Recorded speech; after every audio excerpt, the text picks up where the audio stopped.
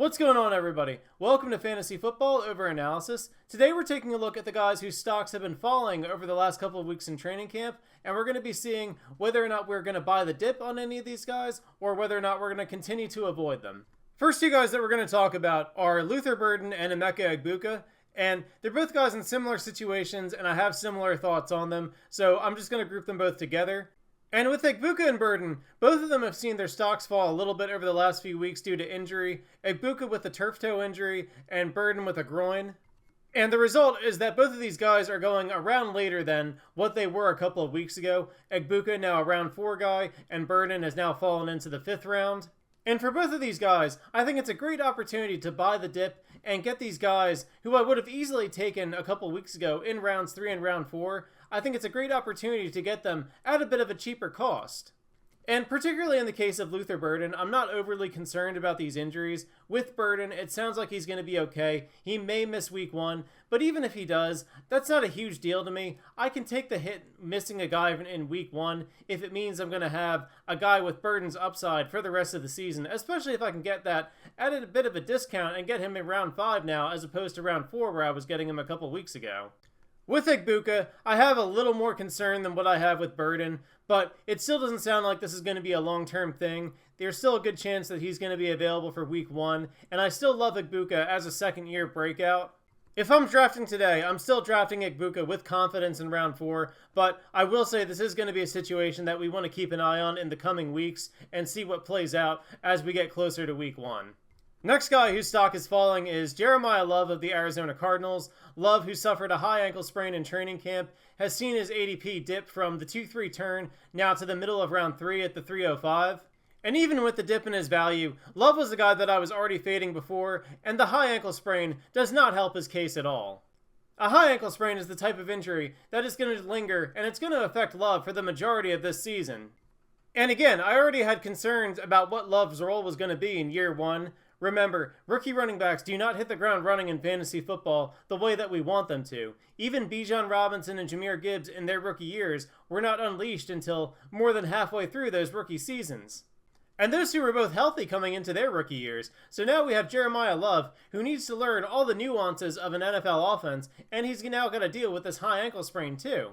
And on top of everything else, the Cardinals are going to be one of the worst teams in the league. They're going to be piling up losses. They're going to be playing for 2027. So, again, what incentive do the Cardinals have to rush Jeremiah Love back from this injury and give him even 50% of the snaps? I was already off of Jeremiah Love before. I'm even more off of him now. The 305 is way too high a price to pay for a rookie that's going into a bad situation and dealing with a high ankle sprain. Next guy whose stock is starting to decline is Mike Evans of the 49ers. And Evans all throughout training camp has been dealing with this quad injury, and it's really concerning to see him continue to deal with these soft tissue injuries at this stage of his career. I just don't feel confident at all right now that Mike Evans can make it through a full season. And even though Evans' ADP has dipped to a much more reasonable range at the 604 right now, I'd just much rather be taking guys like Jameson Williams or Parker Washington over him at this point. Give me the younger, more explosive guys that I know are going to be much less likely to be dealing with these soft tissue injuries that have been hampering Evans for a couple of years now. Next guy falling down the ranks is Bayshul Tuten of the Jaguars. And it's been a frustrating couple of weeks for Bayshul Tuten. For one, he hasn't been able to separate himself from Chris Rodriguez or the other running backs in this rotation. But then you also have the coach speak that's been coming out from Liam Cohen, and it just seems like Cohen is hell-bent on running the frustrating running back committee with Chris Rodriguez and LaQuint Allen both mixing in. And Cohen just doesn't seem to be backing down from this at all. It seems like Rodriguez is going to be the guy on early downs and getting the goal line work, and LaQuint Allen is going to be the guy that's playing in obvious passing situations, with Tuten being a guy who plays mostly between the 20s. And so with all that, you're talking about a scenario where Tuten just doesn't have enough access to any of the high-value touches, whether out of the receiving game or at the goal line, for him to really pay off this 5th-round ADP. I think at this point, David Montgomery and DeAndre Swift are both firmly better, safer picks than Bayshul Tuten, and I would even be taking Quinshon Judkins and Travion Henderson both firmly above Bayshul Tuten at the moment as well.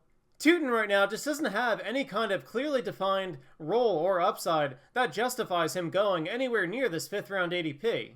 Ultimately, I think the best way to handle Bayshul Tuten is to let your league mates draft him and then try to buy low if he starts the season slow. And you better believe that if someone drafts Bayshul Tuten in the 5th round and he's unusable in the first couple weeks of the season, they're going to be looking to give him away and give him away cheap. And I think that's going to be the time to get Tuten on your rosters, because I still do think that he's going to carry upside, especially later in the season. I think it's a really similar situation to what the Bengals had with Chase Brown a couple of years ago. Remember, in that year before Brown broke out, the Bengals, for whatever reason, were just hell-bent on the frustrating committee between both Brown and Zach Moss, and they ran Zach Moss as their starting running back until he suffers that neck injury halfway through the season. Then and only then was it possible for Chase Brown to break out. I think the same kind of thing could happen with Tuten this year. I think there's a real chance that he's unusable to start the season because of the committee, because Chris Rodriguez is going to be getting so much more of the work than what he should be getting.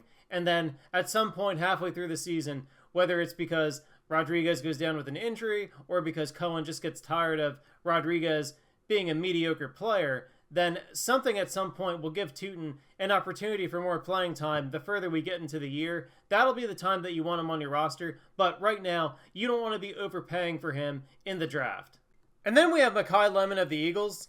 Lemon has barely practiced in training camp because of a hamstring injury, and it's caused his draft position to fall from out of the 8th round into the back end of the 9th, currently going at the 906.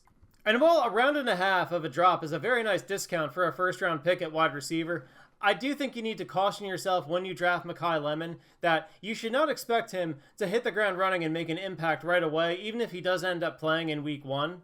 The thing with Lemon right now is that he's so behind in all the time that he's missed because of this hamstring injury, so it's going to take a little bit before the Eagles feel confident in fully unleashing him and giving him a full workload and an expanded role in the offense. So while I think that Lemon is draftable at this point in the back end of round 9, I do think you need to do so understanding that he's not going to be playable for some time, maybe not until closer to the midway point of the season. And depending on your team build, that just might not be the right pick for you at that stage. But if you feel really good about what you've put together in rounds 1 through 8, then you can afford to take a swing on Lemon in round 9 and wait for him to get into that expanded role later in the season. And then you have Jordyn Tyson, who's just been plummeting down draft boards after the news that he's going to be out for a minimum of 2 months as he tries to figure out how to recover from his latest hamstring injury. And with this Tyson thing, I think there's a couple ways to look at it. And again, it's all going to depend on your league settings and your team situation. For one, if your league has multiple IR spots, then automatically I'm a lot more interested at that point. But if you only have 1 or even 2 IR spots, at that point, I think Tyson would just be off my board altogether. For one, his hamstring situation sounds really bad. Anytime a player goes out and seeks multiple opinions, that's because the first opinion that they got was pretty bad, was a worst case scenario type of bad, and they're looking for any kind of optimism that they can find to avoid that worst case scenario. So a 2-month timeline would put him in a best case scenario at a week 6, week 7, week 8 return. But even then, there's still going to be a ramp-up period where he's got to practice, he's got to test the hamstring, he's got to feel good at that point, and at that point, you're probably looking at, realistically, the second half of the season, week 10, 11, 12, before you can even consider feeling comfortable about putting him in your lineup. So ultimately, I'm going to be very clear with Jordyn Tyson. I think it's very unlikely that he makes any kind of impact in fantasy football this year, but again, if you have a team where you have multiple IR spots and he falls far enough in the draft, even farther than what his ADP is right now in round 11, I think he needs to fall into like the 13th, 14th, 15th round for me to realistically want to take a shot.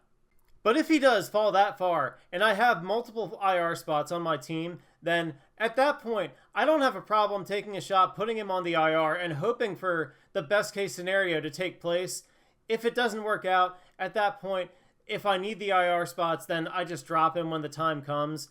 But again, for me to even consider taking a late round flyer on Jordyn Tyson, the situation's just got to line up almost perfectly. And that's going to do it for this one, guys. I thank you so much for watching. If you enjoyed the content today, please consider leaving a like and subscribing, and we will talk to you in the next video.